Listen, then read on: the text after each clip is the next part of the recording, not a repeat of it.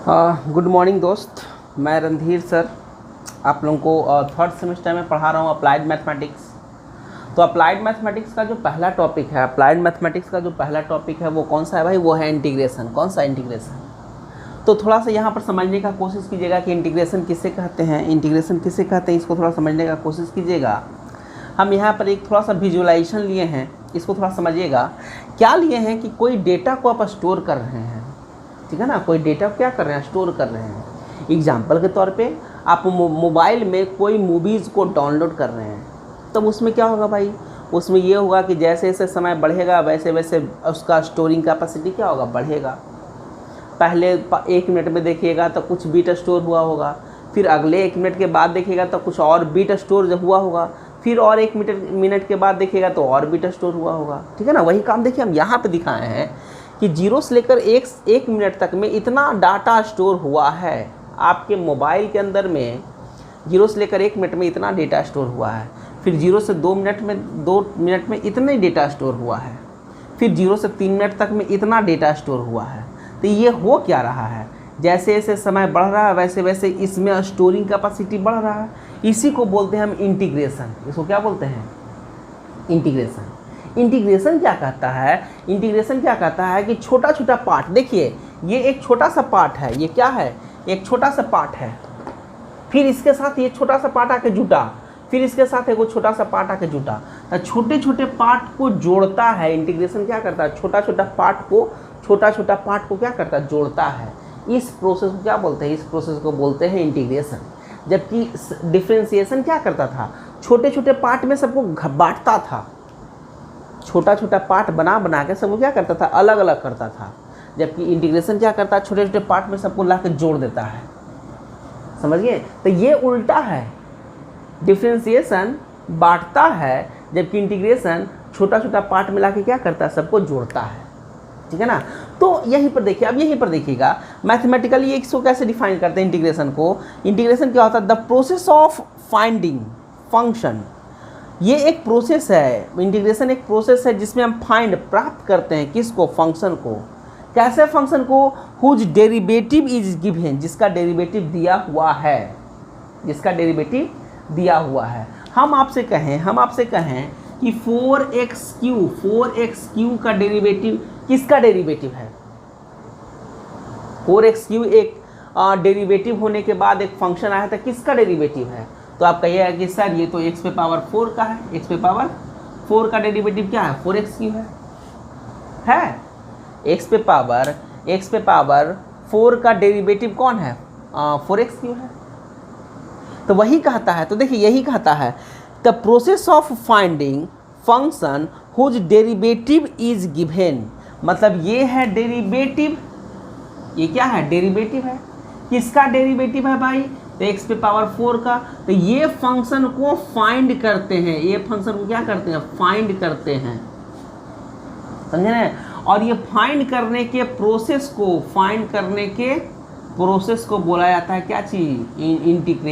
क्या बोलते हैं? इंटीग्रेशन। क्या बोलते हैं? इंटीग्रेशन। इस फंक्शन को प्राप्त करने को क्या बोलते हैं? इंटीग्रेशन बोलते हैं, समझे?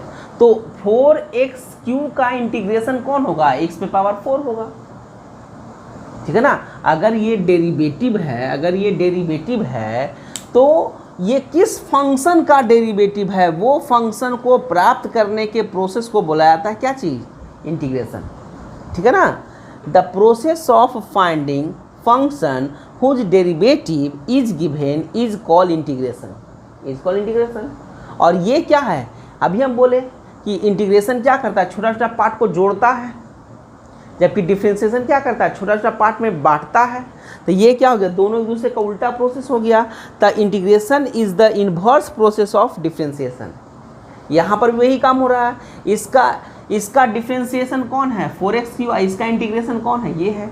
ये क्या हो गया? ये है इसका क्या चीज़? ये क्या है भाई? इसका डिफरेंशिएशन है। क्या है ये? डिफरेंशिएशन है। और ये क्या है? इसका इंटीग्रेशन है। क्या है? ये इंटीग्रेशन है ना? तो ये एक दूसरे का क्या है? इधर से इधर निकालिएगा तो कहिएगा सर ये डिफरेंशिएशन है, इधर से इधर निकालिएगा तो कहिएगा सर ये इंटीग्रेशन है। मतलब ये एक दूसरे का क्या है, एक दूसरे का उल्टा प्रोसेस है, इन्वर्स प्रोसेस है। कैसा प्रोसेस है, इन्वर्स प्रोसेस है। इसीलिए बोला जाता है integration is the inverse process of differentiation. Clear ना। तो यहाँ तक आप पहले लिख लिए, फिर हम आगे बताते हैं। चलिए अब हम आपको बोलेंगे कि x पे पावर 4 का डिफरेंशिएशन कितना होगा। तो आप कहिएगा सर इसका होगा 4x³ होगा, ठीक है ना। हम कहेंगे d/dx x पे पावर 4 + 2 का डिफरेंशिएशन कितना होगा। तो आप कहिएगा सर इसका भी 4x³ होगा, क्योंकि कांस्टेंट का डिफरेंशिएशन कितना होता है, 0 होता है। हम आपसे कहेंगे d/dx x पे पावर 4 + 3 का इंटीग्रेशन डिफरेंशिएशन कितना होगा। तो आप कहिएगा सर इसका भी 4x³ होगा। हम आपको कहेंगे d/dx x पे पावर 4 + c, कोई कांस्टेंट c, इसका डिफरेंशिएशन कितना होगा। तब कहिएगा सर इसका भी 4x³ होगा। सबका डिफरेंशिएशन कितना हो रहा है, 4x³ हो रहा है। सबका डिफरेंशिएशन कितना हो रहा है, 4x³ हो रहा है, ठीक है ना। लेकिन अब हम कहेंगे कि इस फंक्शन का इंटीग्रेशन कितना होगा। तो इस फंक्शन का इंटीग्रेशन होगा x पे पावर 4। हम कहेंगे इस फंक्शन का इंटीग्रेशन कितना होगा। तो इसको कहिएगा सर x पे पावर 4 + 2 होगा। क्यों, क्योंकि ये इसी फंक्शन का ये डेरिवेटिव है, इस फंक्शन का डेरिवेटिव ये है। हम कहेंगे इस फंक्शन का इंटीग्रेशन कितना होगा। तो कहिएगा कि ये होगा। हम कहेंगे इस फंक्शन का इंटीग्रेशन कितना होगा। तो कहिएगा ये होगा। इसके अनुसार से ऐसे रिप्रेजेंट करते हैं इंटीग्रेशन को। इस तरह से सिंबल दिया था इंटीग्रेशन को, ठीक है ना। तो इस तरह से लिखते हैं ये 4x³ इंटू dx, ठीक है ना। ये फंक्शन है, वो इंटू dx करते हैं, ठीक है ना। डिफरेंशिएशन में क्या था, d/dx fx ऐसे करते थे, ये नीचे भागा देते थे, इसमें मल्टीप्लाई करते हैं। दोनों एक दूसरे का उल्टा प्रोसेस है, एकदम दोनों एक दूसरे का क्या उल्टा प्रोसेस है। dx से इसमें भाग दिया, dx से इसमें मल्टीप्लाई किया, ये हो गया इंटीग्रेशन का सिंबल। तो ये इसका वैल्यू क्या होगा भाई, इसका जो इंटीग्रेशन होगा कौन सा फंक्शन होगा, ये होगा x पे पावर 4 होगा। इसका जो होगा क्या होगा, इंटीग्रेशन इस तरह से लिखेगा। यहाँ पे बोलेगा कि 4x³ इंटू dx का इंटीग्रेशन यहाँ पर इस फंक्शन के अनुसार से क्या होगा। तो इसका x पे पावर 4 + 2 होगा। आप बोलिएगा कि यहाँ पर क्या होगा, इंटीग्रेशन 4x³ इंटू dx, इसका क्या होगा। तो कहिएगा x पे पावर +3 होगा। कहिएगा इसका क्या होगा सर, तो इंटीग्रेशन 4x³ इंटू dx, यहाँ पर ये इसका क्या बोलिएगा x पे पावर 4 + c होगा। प्लस क्या होगा, c होगा। इस बेसिस पर अब देखो सारा फंक्शन वही है, 4x³, 4x³, 4x³, 4x³, लेकिन सबका इंटीग्रेशन का जो फंक्शन निकल के आ रहा है x पे पावर 4, यहाँ पर x पे पावर 4 + 2, यहाँ पर x पे पावर 4 + 3, यहाँ पर x पे पावर 4 + c आ रहा है कि नहीं। सबका फंक्शन क्या होता है, अलग अलग निकल के आ रहा है। सबका इंटीग्रेशन क्या निकल के आ रहा है, अलग अलग निकल के आ रहा है। क्या निकल के आ रहा है, अलग अलग। तो हम ये कह सकते हैं कि जो इंटीग्रेशन होता है ग्रुप ऑफ क्या होता है, फैमिली ऑफ फंक्शन। देखो यहाँ पर 4x³, 4x³, 4x³, 4x³, लेकिन सबका आंसर x पे पावर 4, यहाँ पर x पे पावर 4 + 2, यहाँ पर x पे पावर 4 + 3, यहाँ पर x पे पावर 4 + c। तो ये पूरे से एक पॉइंट निकल के आता है, इंटीग्रेशन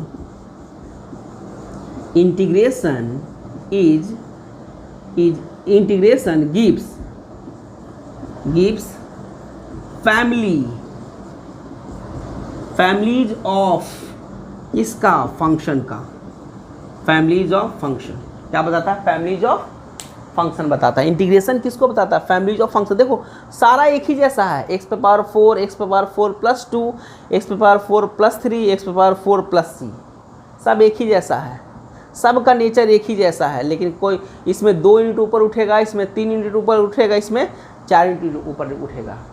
क्लियर ना, समझें। तो ये देखिए, अब देखिए इसका कोई एक सॉल्यूशन नहीं हुआ, अभी यही इंटीग्रेशन है इसका, लेकिन इसका एक सॉल्यूशन नहीं हुआ, इसका एक से ज़्यादा सॉल्यूशन हो रहा है। तो इन जनरल फॉर्म में अगर फंक्शन के फॉर्म में लिखना रहता है, तो इस तरह से लिखते हैं एफ एक्स, क्या लिखते हैं, F X into D x बराबर कैपिटल एफ एक्स प्लस सी, जहाँ पर वेयर सी बराबर क्या है, कांस्टेंट है, सी बराबर क्या है, कांस्टेंट है, ठीक है ना। ये इस तरह से लिखते हैं, जैसे देखिए ना भाई, इसको लिख दिए एफ एक्स, 4x³ यहाँ पर है, तब 4x के ऊपर क्या लिख दिए, एफ एक्स लिख दिए, dx यहाँ पर dx लिख दिए। इसका सॉल्यूशन क्या है भाई, तो यहाँ पर x पावर 4 प्लस सी, यहाँ पर हमने मान लिया कैपिटल एफ एक्स प्लस सी, क्लियर है। यहाँ पर जो इसको पढ़ने का तरीका होता है, क्या पढ़ने का तरीका होता है, इसको बोलते हैं integration of F with respect to X. क्या कहते हैं,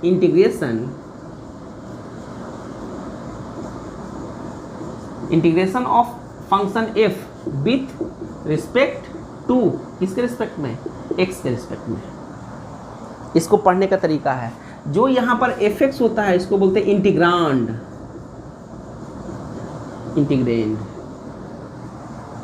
समझिए, इसको क्या बोलते हैं, इंटीग्रांड बोलते हैं।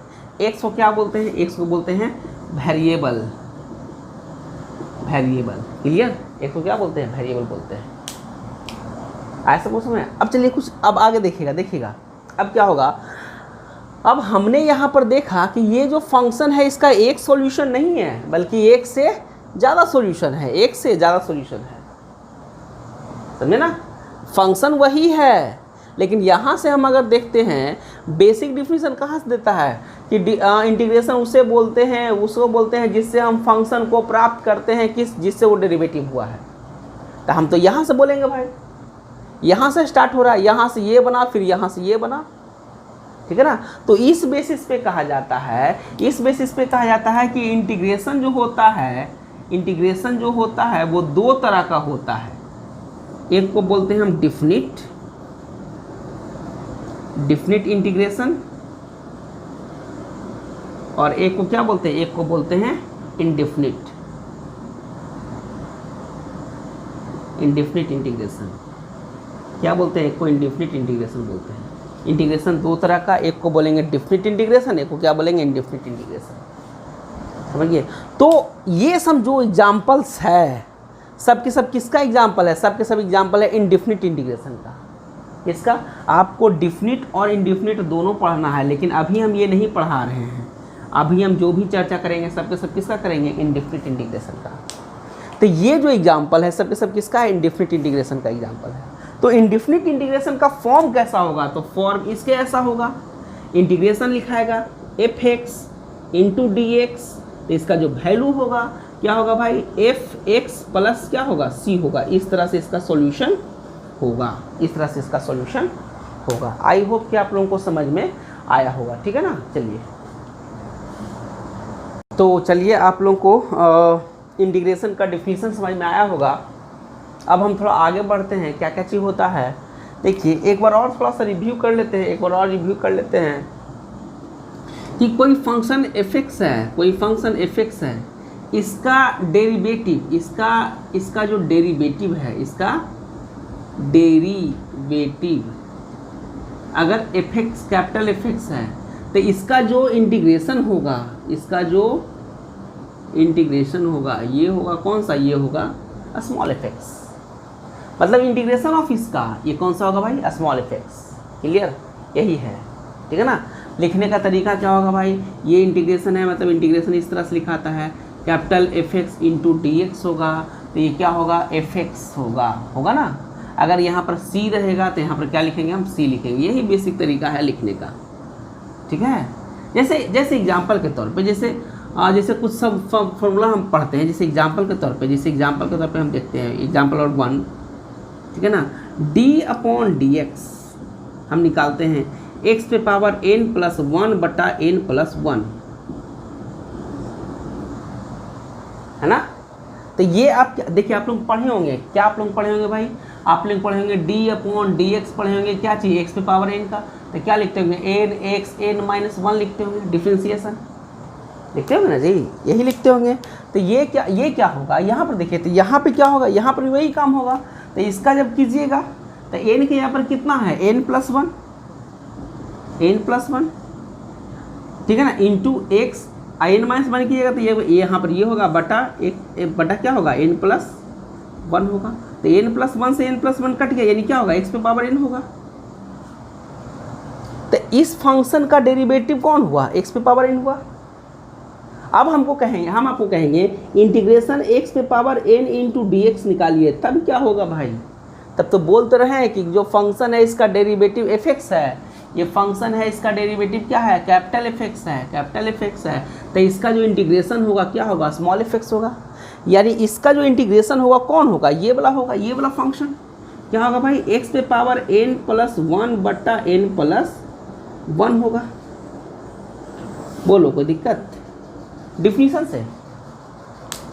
से फंक्शन का डेरिवेटिव स्मॉल fx का डेरिवेटिव कैपिटल fx, तो कैपिटल fx का इंटीग्रेशन कौन होगा, small fx। Integration of capital fx into dx बराबर क्या होगा, स्मॉल fx प्लस सी क्यों आया, जो अभी हम बताएं, कांस्टेंट भी रहेगा तो उससे कोई फर्क पड़ने वाला नहीं है, तो यही होगा। क्लियर, तो वही तो काम हो रहा है। डिफ्रेंसिएशन x पे पावर n+1 बटा n+1 रहेगा, तो इसका क्या होगा, x पे पावर n होगा। अब इसका जो इंटीग्रेशन होगा तो क्या होगा, ये होगा। अब प्लस क्या लिखना है, प्लस यहाँ पर क्या लिखना है भाई, प्लस यहाँ पर क्या लिख देना है, प्लस यहाँ पर c लिख दीजिएगा, प्लस क्या लिख दीजिएगा, प्लस c लिख दीजिएगा। ये कांस्टेंट के लिए, क्योंकि यहाँ पर डिफ्रेंशिएट कीजिएगा इसको, तक c कांस्टेंट c का वैल्यू कितना होगा, 0। डिफ्रेंशिएशन ऑफ c का वैल्यू कितना होगा, 0। अब c का वैल्यू क्या होगा, ये तो डिपेंड करेगा सिचुएशन के हिसाब से। सिचुएशन में क्या होगा, सिचुएशन में अगर 0 आएगा, उसका कंडीशन में अगर 0 आएगा तो 0 होगा, नहीं तो 1 आएगा तो 1 होगा, 2 आएगा तो 2 होगा। ठीक है ना, क्लियर ना। तो ये एक पहला फार्मूला बना किसका भाई, कि इंटीग्रेशन ऑफ x पे power n into D x बराबर क्या होगा, x पे पावर n+1 बटा n+1 प्लस c होगा। ठीक है ना। इस पे एक दो एग्जाम्पल कर लेते हैं, जैसे एग्जाम्पल क्वेश्चन कर लेते हैं। क्वेश्चन अगर आपको कहेगा इंटीग्रेशन x पे पावर 19 इंटू डी एक्स करने के लिए, ठीक है, तो क्या होगा इसका भाई, आप यही लिखेगा x पे पावर 19 प्लस 1 बटा 19 प्लस 1 बराबर कितना होगा, x पे पावर 20 बटा 20 होगा। अब प्लस क्या होगा, c होगा, यही क्या होगा, आंसर होगा, ठीक है ना।